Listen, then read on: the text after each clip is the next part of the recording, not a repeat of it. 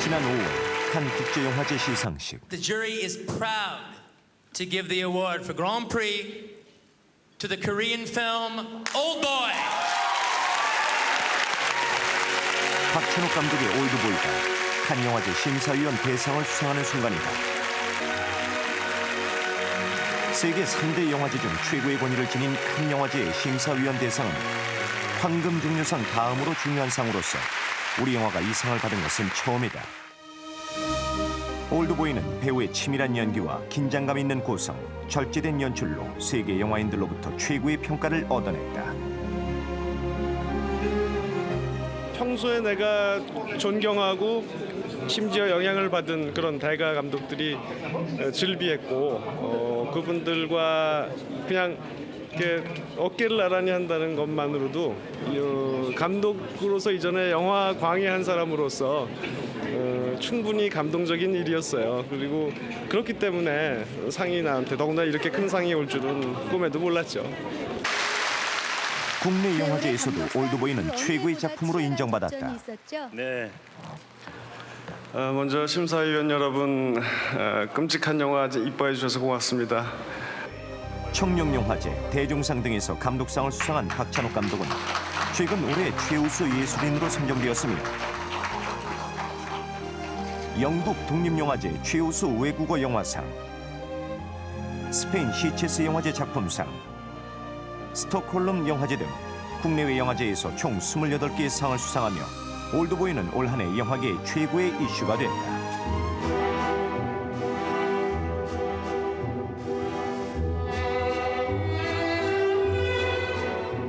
누구냐 너? 뭐 내가 중요하진 않아요. 왜가 중요하지? 날 영문도 모른 채 무려 15년간 사설 감옥에 갇혔다가 풀려난 남자와 그를 가둔 남자 사이에 쫓고 쫓기는 심리전. 오랜만이시네요. 아저씨 내 이름도 모르잖아요. 두 남자의 게임에 뛰어든 여자, 그리고 이루어질 수 없는 사랑. 10군데건 100군데건 상관없다. 15년 먹은 맛을 잊을 수는 없으니까. 노루가 사냥꾼 손에서 벗어나는 것 같이, 새가 금을 치는 자의 손에서 벗어나는 것 같이 스스로 구원하라. 비밀을 향한 이 주저. 음성 들은 적 있냐? 두 남자의 슬픈 대결. 그 대결의 끝을 향한 미스테리. 올드보이.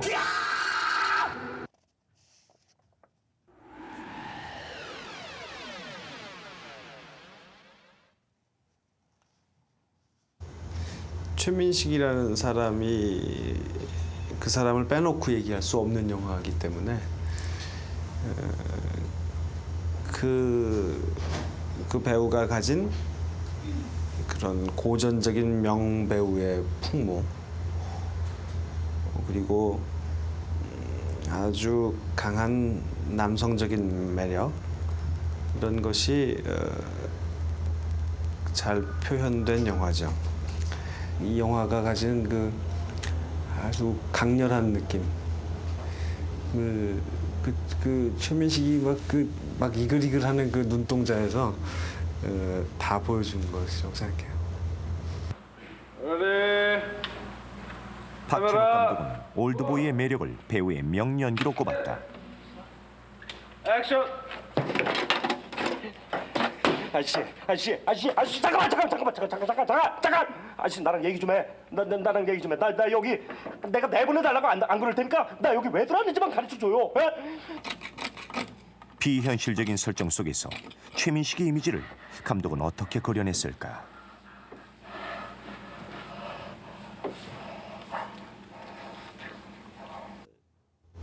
이 영화의 연기가 하도 아무도 안 해본 종류의 연기라서 말투도 그렇고 그 헤어스타일도 그렇고 모두가 너무 생소한 것이어서 최민식 씨나 저나 이게 이렇게 해도 영화가 되는 건지 뭔지 좀 확신이 없었어요.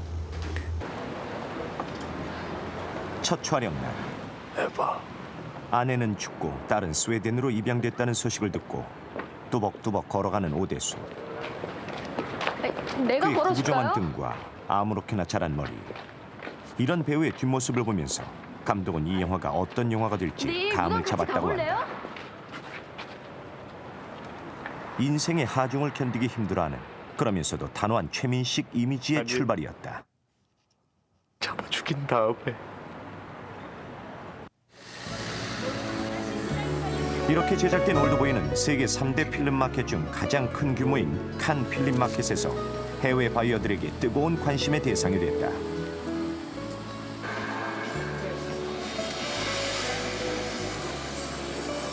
한국 영화 사상 최고가인 220만 달러로 일본에 수출되었으며 우리 영화의 현대물을 세계가 주목하게 되는 계기를 마련했다. We are now setting up an appointment to maybe try and buy it for Italy. I think Old Boy is going to work. It's a very strong story, and the director now is well known.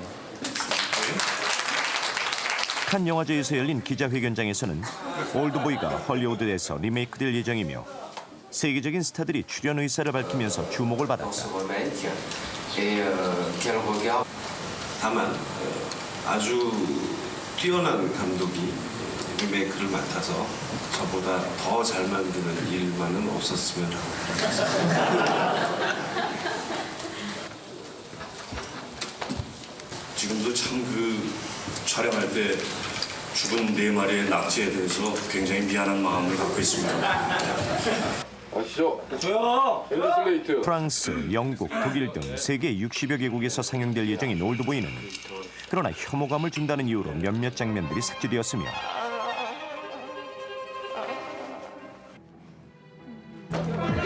폭력성이 짙다는 이유로 북경 한국영화제에서는 올드보이 상영이 금지되기도 했다.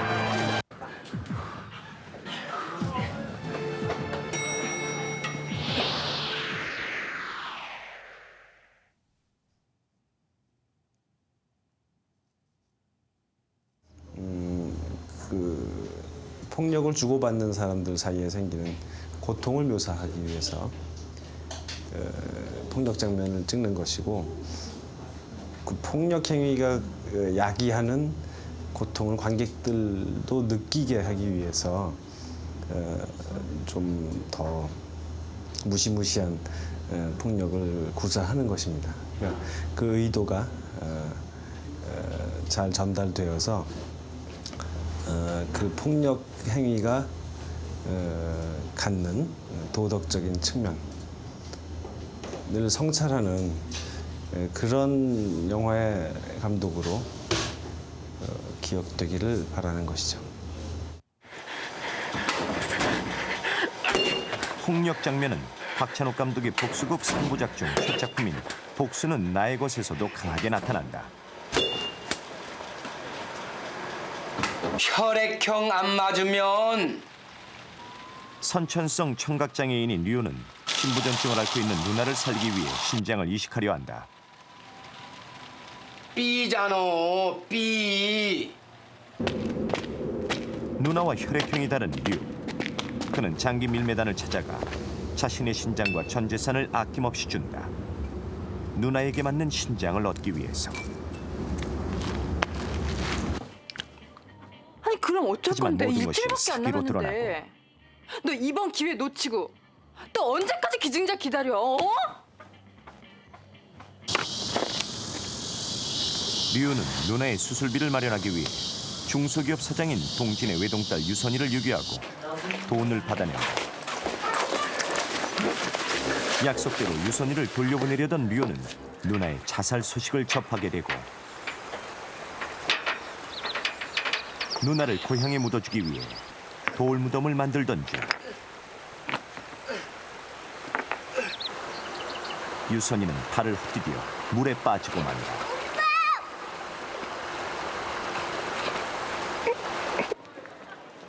류는 이 모든 책임이 장기 밀매업자에게 있다고 생각하고 복수를 감행하는데 한편 딸의 죽음을 목격한 동진 역시 복수를 시작한다. 일부러 죽인 거 아니에요.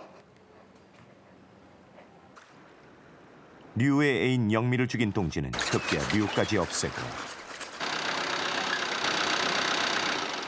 모든 복수가 끝난 것으로 생각되는 찰나 동진은 영미의 조직에 의해 또다시 복수의 희생양이 되고 만다.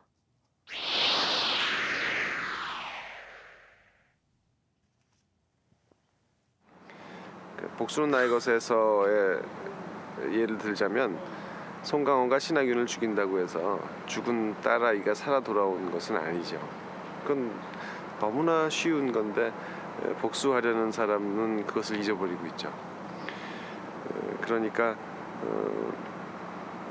그것이 가장 그 복수 행위의 어리석은 면이고, 그러나 사람들은 그것을 알면서도, 그건 모를 수가 없을 만큼 단순한 일이기 때문에 누구나 알면서도 그 충동, 그 욕망을 버릴 수 없는 거예요. 그게 복수를 제가 영화에서 즐겨 다루는 이유예요. 그 어리석은 면. 박찬욱 감독의 복수극은 요즘 한창 촬영 중인 영화에서도 이어진다.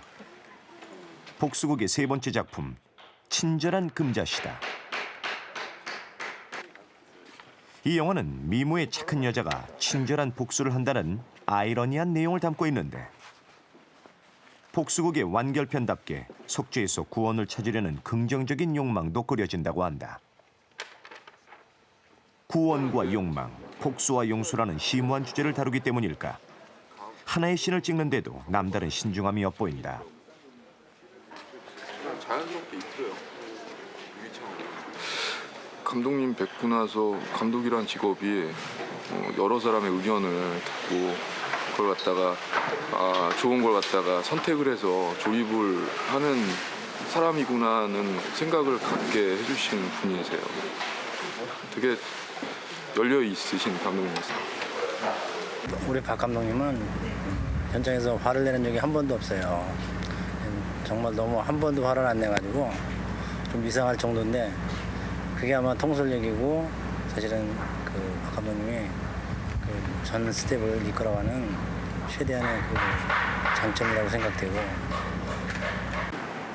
항상 그 영화의 모든 자기 사생활을 통틀어서 영화에 집중하신다는 점, 그다음에 자기 영화의 어떤 품위를 잃지 않으려고 무난히 노력하신다는 점이 너무너무 마음에 들고요. 영화에 관한 한 모든 정보를 놓치지 않으려는 듯 끊임없이 관찰하고 노력하는 감독.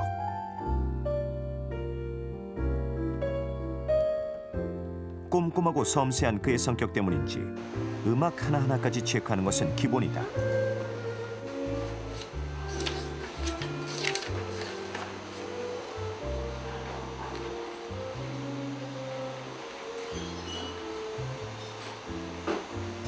르네상스 음악입니다. 르네상스 시대의 악기에 대한 가이드 음반입니다. 어디에서 시려고? 친절한 금자씨 사운드트랙에 쓸 곡들 선곡할 선곡 중인 거죠, 말하자면. 하나의 신을 완성하기 위해, 하나의 독창적인 작품을 창조하기 위해 박찬욱 감독은 예술 애호가의 기질을 마음껏 발휘하며 새로운 설계도를 구상해 나간다. 또 영화 감독은 다른 예술 매체에 비해서 하나의 독립되고 완결된 세계를 창조한다라는 그런 기분이 좀 더 강하게 들죠. 그래서 현실에 존재하지 않는, 존재할 법은 한데 실제로 없는 커다란 우주를 창조하는 그런 즐거움이 있습니다. 감독님 손으로다가 목을 졸라서는 저 꼬맹이를 있을 죽이는 법한 상황. 아니면 하지만 실존하기엔 너무나 인자부터 잔혹한 5분에 영화 하나씩 쓰리몬스터. 사모님 손가락을 절단하려고 그리고 어제꺼정 착한 감 보잔말이 이 영화에는 부유하고 선한 영화 감독이 등장하는데, 괴한은 감독이 착하다는 이유로 그를 끔찍한 딜레마에 빠뜨린다. 너 진짜 누구야? 지도 초면이요. 그냥 오는 길에 심심하게 했길래 데리고 박찬욱 와봤시오. 감독은 자신의 영화를 통해 인간 내면의 부조리, 살아가면서 갖게 되는 의문들을 풀어가고자 한다. 그리고 그의 영화에 등장하는 인물들의 캐릭터는 모두 한 가지 공통점을 지니고 있다.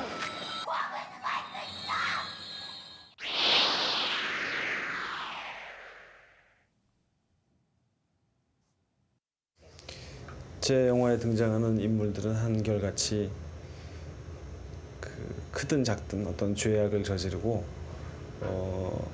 근데 그 죄를 저지르는 일은 현대 사회에서 이 복잡한 세상을 살면서 거의 어느 정도는 불가피한 일이라고 생각해요. 그런데 그것을 인식하느냐 아니냐의 차이가 있는 것이죠. 제 영화에 등장하는 사람들은 그것을 의식을 해요. 죄의 의식을 갖고 있는 거죠. 그래서 고통스러워하는, 그리고 거기서 벗어나려고 몸부림치는 사람들이에요. 판문점 공동경비구역. 북한 초소에서 살인사건이 발생한다. 영화 공동경비구역 JSA에서도 주인공은 죄의식을 가지고 시작하는데 시간은 총격사건이 있기 전으로 거슬러 올라가 남북한 병사들의 첫 만남으로 이어진다. 난 지뢰밟았어. 지뢰. 그냥 가면 어떡해? 너가 가라길도 않았어 이제. 가까이 오지 말랬죠. 언제 그냥 가라 그랬어. 야! 그 후로 이들은 북측 초소를 드나들며 우정을 쌓아간다.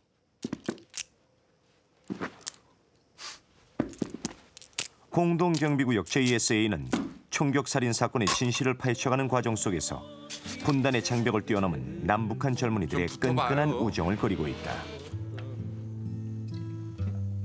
예, 좋습니다.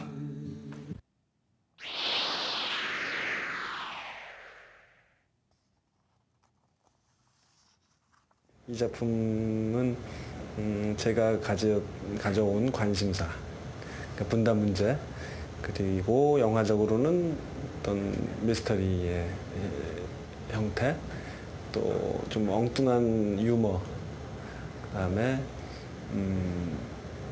훌륭한 배우들이 이렇게 나와서 펼치는 앙상블 연기, 이런 것이 모두 들어있는 그런 기획이었죠.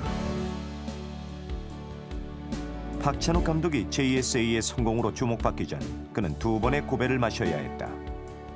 1992년에 제작된 그의 데뷔작 다른 해가 꾸는 꿈은 박찬욱 매니아를 만들어내기도 했지만 흥행에서는 실패하고 말았다. 그로부터 5년 후 재기를 꿈꾸며 다시 메가폰을 잡은 영화 3인조. 이 영화는 웃음과 슬픔, 현실 비판이 접목된 독특한 코미디지만 관객과 평론가들로부터 외면당해 박찬욱은 한동안 영화 감독의 위기를 겪게 된다.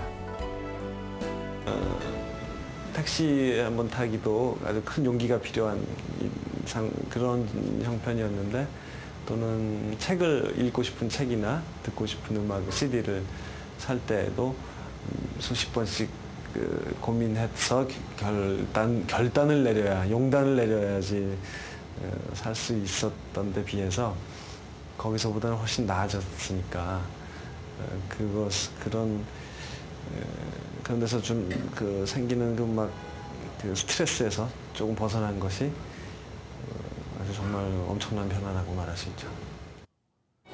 Oldboy est une histoire de vengeance, comme l'était déjà le précédent film de Park Chan-wook. 이제 그는 한국 대표 감독의 반열에 오르고 칸이라는 명예의 전당에 이름 남긴 명감독이 됐다.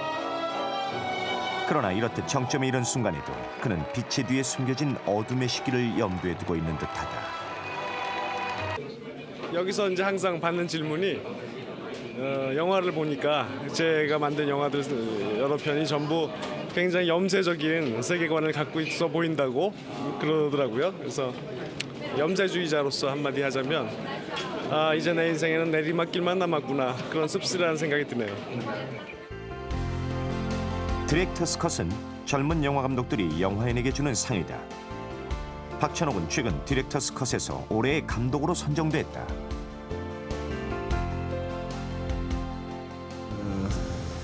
어떤 상보다도 동료 감독들이 잘했다고 칭찬해주는 상이고, 또 이런 기념품도 만들어줘서 정말 감동적입니다. 쇼이스트의 김동주 대표가 적은 말인데, 올드보이의 제작자죠. 나중에 아무도 안 찾을 때 다시 한번이라고 적으셨네요. 제가 시상식 때도 그렇고 뭐 자주 하는 말이 지금은 뭐 잠깐 반짝 인기가 있을지 몰라도 한국의 그 상업 영화 감독은 수명이 이렇게 길지가 못해서 뭐 이제 몇 년 안에 아무도 기억하지 않는, 아무도 찾아주지 않는 감독이 될 테니 그때를 이제 마음의 준비도 하고 그래야 한다는 얘기를 제가 늘 하거든요. 그래서 이제 그때 다시 만나서 또 자 한번 해보자고 그렇게 적어준 얘기가 아주 가슴을 칩니다. 지금 우리가 보유하고 있는 뛰어난 배우들의 수가 많고 그들의 재능이 아직 다 발견되지 않았어요. 그들이 정말 한번 온 정열을 바칠 만하다고 느끼는 정도의 그런 영화, 그런 각본, 그런 것을 더 많이 만들 필요가 있다고 이렇게 그런 책임감을 느끼고 있습니다. 영화 감독 치고는 좀 덜 이기적이었던 사람, 그렇게 기억되고 싶어요. 누구냐 너? 뭐 내가 중요하진 않아요. 왜가 중요하지? 현대인의 아픔을 날카롭게 파헤치고 우리 영화의 위상을 세계인에게 알린 이 시대 최고의 명감독 박찬욱. 그에게서 우리는 한국 영화의 희망을 본다.